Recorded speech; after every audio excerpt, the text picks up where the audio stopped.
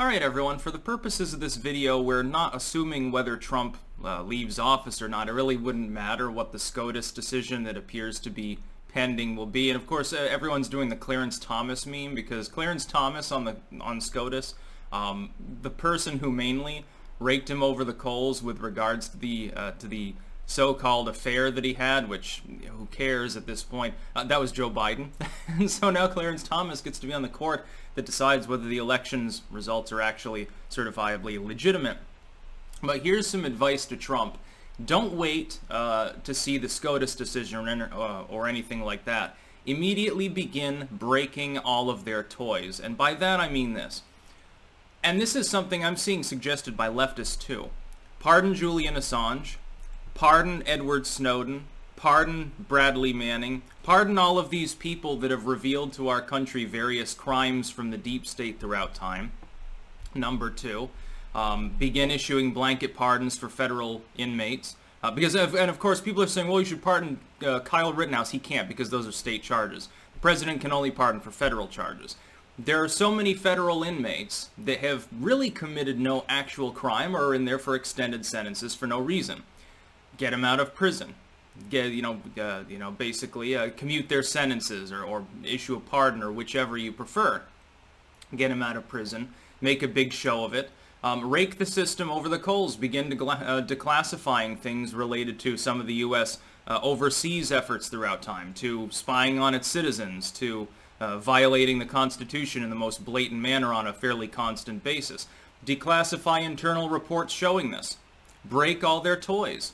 Trump is in the enviable position where he can play up not only to the people who voted for him, but the left, and leave Joe Biden basically a big stinking mess in terms of the left that congealed behind him, at least for the most part, if not enthusiastically, taking them potentially and alienating them from Biden so that his presidency is crippled from day one.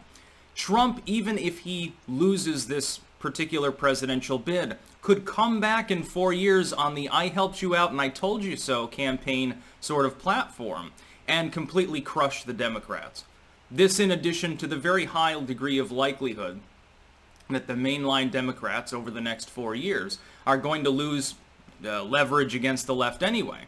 The left comprises an increasingly hostile and increasingly energetic, although smaller, core of the voting base. A younger one, a more dynamic one, one that's more tech literate. They are slowly displacing at least part of the mainline Democrats. This was Biden's problem during the campaign. You can't take an issue on your platform without alienating someone. So like on the New Green Deal, if he says that he's for the New Green Deal, which his campaign website suggests, well, then he goes to the left. The leftists like it, but the moderates are like, well, how are we going to pay for that?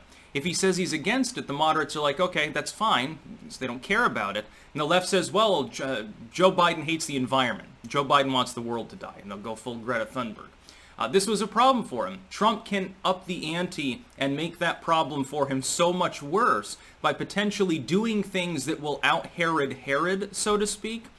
Imagine that he manages to swing left on these issues like pardoning Snowden, pardoning Assange and stuff like that. Those are widely supported by the far left.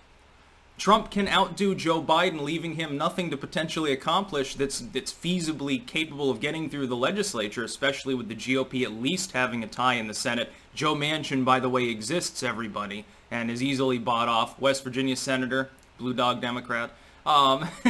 Keep that in mind. It won't always be a Harris tiebreaker if that sort of situation occurs, and I'm pretty sure the Republicans will eke out 51 seats. So poor Joe, he has to deal with that shit. He'll no longer have a mandate. The deep state, Trump has been spending the last 4 years saying, well, the media is coordinating with the deep state politicians, these people are corrupt, this is the swamp.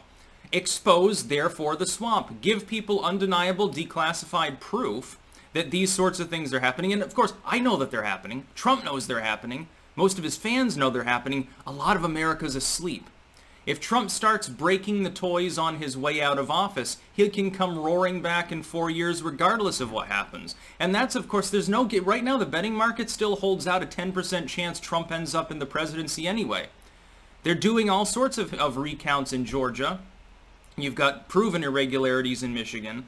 Yes, it is feasibly possible still, at this 11th hour, that we end up finding out that the election had enough fraud and enough glitches, or they'll probably just blame the latter. They'll cover their asses somehow and blame the machines to flip the election. It is absolutely possible. Is it likely? No. But if SCOTUS gets involved, you've got a 5-4 Supreme Court probably in favor of Trump. Certainly Trump's the one that the 3 justices he appointed will want. And Clarence Thomas is no friend of Joe Biden. That's 4 justices right there. And Roberts almost doesn't matter. He's a liberal. He'll side with the left. It'd be so funny if you had a vendetta-driven Clarence Thomas joining 4 other justices in order to essentially repudiate Joe Biden just out of animus. Now, of course, the SCOTUS is not supposed to do that, but every human does have bias. Meanwhile, Trump should focus on doing things, as he potentially, at least, leaves office, that will benefit the country, expose his enemies, and set the groundwork to, again, basically fire an atom bomb into the incoming Joe Biden administration, crippling him completely. Trump can save us so much trouble by crippling the incoming administration if that happens, but he's got to start doing that now. You got 2 months, regardless of what happens, to break all of their toys. Bring the whole apparatus down. Sunlight is the best disinfectant. Trump has openly campaigned on wanting to drain the swamp. Well, you know where the skeletons are and which closets. You know where the bodies are buried. Fucking expose it. Start declassifying criminal probes into various political figures, into various activistic figures, the legacy media. I guarantee there's plenty of information there. It can be declassified unilaterally. Pardon a bunch of people, release a bunch of federal inmates, break their toys. And by the way, in addition, Trump still stubbornly uses only Twitter. Since Twitter has been instrumental in constantly attempting to silence you, here's my suggestion on how to work around. And somebody, I guarantee someone from Trump's staff will see this video. Fucking bring it to the big guy. Tell him that he needs to start trying to popularize alt-tech sites on Twitter in retaliation for how they're treating him. It'll be seen as retaliatory by people who don't care to begin with. Hell, I'll know it's retaliatory. I'll support it. Start promoting Gab and Parler on Twitter. You know, Twitter's competitors. Promote them. Get accounts on those sites. Get a BitChute channel, not just have like the White House YouTube upload page. There's an unofficial White House BitChute page already with more than 10,000 people subscribed to it. Begin promoting Odyssey/library, LBRY. Start promoting like a Brighty on Subscribestar. You know, some of your fans have had their fundraising apparatuses torn apart by Patreon and kicked off PayPal and stuff. Well, use Subscribestar. It's wonderful. Start promoting the sites and services. By the way, if Trump, let's say he ends up outgoing, SCOTUS decides that Biden won. If he's going to run again, he's going to need the support of all the same people that supported him before. Probably half of them will be kicked off mainline tech over the next 4 years. Regardless, and by the way, that's not even saying, well, Biden's going to amp up censorship. That's not what I'm saying. I'm just saying they'll amp up censorship on their own.